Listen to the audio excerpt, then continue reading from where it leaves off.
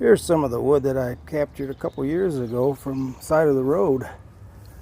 Power company was trimming trees off the lines, and I picked up the logs, sliced them with a chainsaw, and they've been sitting for 2 years. Not bad. Look at that.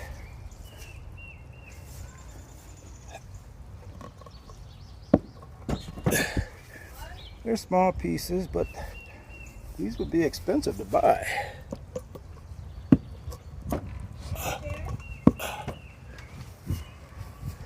Look at that grain pattern. Oh man.